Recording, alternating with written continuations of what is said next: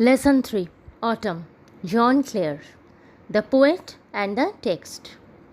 John Clare, 1793 to 1864, was an English poet famous for his celebratory representations of the English countryside and his lamentation of its disruption. John Clare, জন্ম 1793, মৃত্যু 1864। তিনি ছিলেন একজন ইংরেজ কবি, যিনি বিখ্যাত ছিলেন ফর হিজ সেলিব্রেটরি মানে হচ্ছে উদযাপনমূলক, বা যেটা আমরা সেলিব্রেট করি, উদযাপন করি বা পালন করি। আর রেপ্রেজেন্টেশনস মানে হচ্ছে উপস্থাপনা।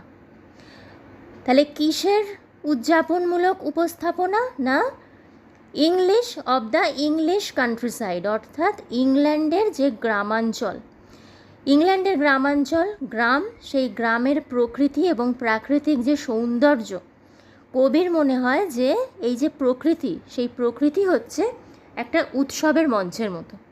তো আমরা বিভিন্ন উৎসব, অনুষ্ঠান, বিশেষ দিন আমরা কি করি? সেলিব্রেট করি।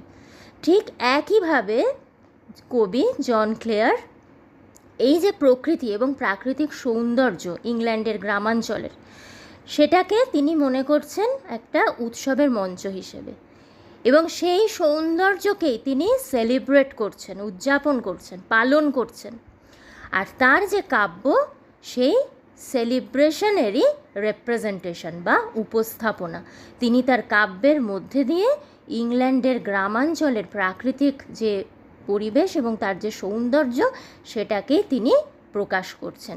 এবং শুধু তাই নয়, প্রকৃতি যেমন আছে, তার সৌন্দর্য যেমন আছে, আবার এটাও তার সাথে ঠিক, প্রকৃতি কিন্তু ধ্বংসও হচ্ছে।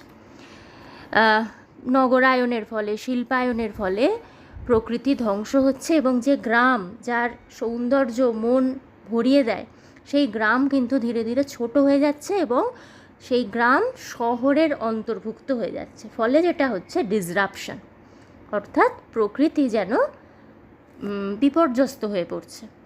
এবং যে প্রকৃতিপ্রেমিক কবি, যিনি প্রকৃতিকে এত ভালোবাসেন, সেই প্রকৃতি যদি ক্ষতিগ্রস্ত হয়, তাহলে কবি মনে যে ব্যথা হয়, দুঃখ হয়, তার থেকে যে উঠে আসা ল্যামেন্টেশন, বিলাপ, সেই বিলাপও কিন্তু আমরা, দুঃখজনিত কারণে বিলাপ আমরা তার কাব্যে দেখি। তাহলে দুটো জিনিস আমরা দেখছি তার কাব্যে। এক হচ্ছে তিনি ইংল্যান্ডের গ্রামের যে সৌন্দর্য, সেটাকে তিনি প্রকাশ করছেন তার কাব্যের মাধ্যমে, এবং এই যে প্রকৃতি ধীরে ধীরে ক্ষতিগ্রস্ত হচ্ছে, গ্রামাঞ্চল ছোট হয়ে যাচ্ছে, সেটা এক্সটেন্ডেড যে শহরের মধ্যে ঢুকে যাচ্ছে গ্রাম, তো তার জন্য তার যে মনের কষ্ট, সেই কষ্টটাও কিন্তু আমরা তার কাব্যে পাচ্ছি, এবং এই দুটো কারণেই তিনি বিখ্যাত। Some of his notable collections of poetry are First Love, Snowstorm, The Village Minstrel and Other Poems, etc. তার উল্লেখযোগ্য কাব্য সংকলনের মধ্যে কয়েকটি হলো first love, snowstorm, the village minstrel এবং আদার পোয়েমস ইত্যাদি। The following poem presents a pen picture of the mellow beauty of autumn in the countryside. এই যে কবিতা অটম, অটম মানে শরৎকাল, তো এই যে কবিতাটি, এটা প্রেজেন্ট করছে, উপস্থাপনা করছে পেন পিকচার। পেন পিকচার ব্যাপারটা কি একটু বলে দিই। পিকচার মানে হচ্ছে ছবি, কিন্তু ছবি আমরা জানি রং তুলি দিয়ে আঁকা হয়, কিন্তু এখানে বলা হচ্ছে পেন পিকচার। তাহলে এই যে কবিতাটা কবি লিখেছেন, কিন্তু সেই লেখার মধ্যে দিয়ে তিনি এই কান্ট্রিসাইড বা গ্রামাঞ্চলের যে শরৎকাল এবং সেই শরতের যে সৌন্দর্য, সৌন্দর্য কীরকম? মেলো। মেলো মানে, মেলো শব্দটার মানে হচ্ছে খুব নরম, স্নিগ্ধ, মানে যার মধ্যে কোনো রুক্ষতা বা হার্শনেস নেই। তাহলে গ্রামের শরৎকালের, গ্রামাঞ্চলের শরৎকালের যে এই যে শান্ত স্নিগ্ধ যে সৌন্দর্য, সেই সৌন্দর্যটা নিয়েই কিন্তু তিনি এই কবিতাটি লিখেছেন। কিন্তু এত সুন্দর করে লিখেছেন যেন মনে হচ্ছে এটা কবিতা আমরা পড়ছি না, মনে হচ্ছে শরতের একটা ছবি আমরা আমাদের চোখের সামনে দেখতে পাচ্ছি। অর্থাৎ তিনি যেন কলম দিয়ে ছবি এঁকেছেন, এত সুন্দর। তো সেই জন্য বলা হচ্ছে পেন পিকচার। তাহলে তিনি বলছেন যে এই কান্ট্রিসাইডের অটামের বিউটি এই কবিতার মধ্যে দিয়ে তিনি বলছেন, কারণ অটাম নাম আমরা বুঝতেই পারছি।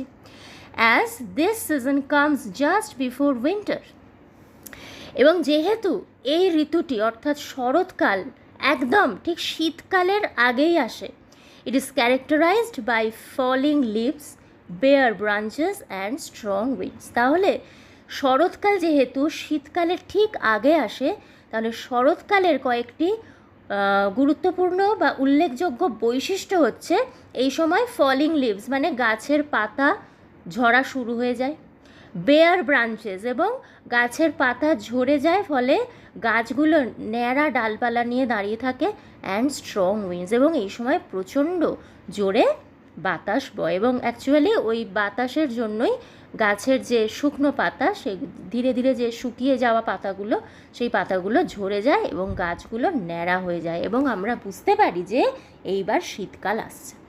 So this was the introduction of the chapter. In the next video, I'll start and I'll discuss the poem. Okay? Till then, bye. Have a good day.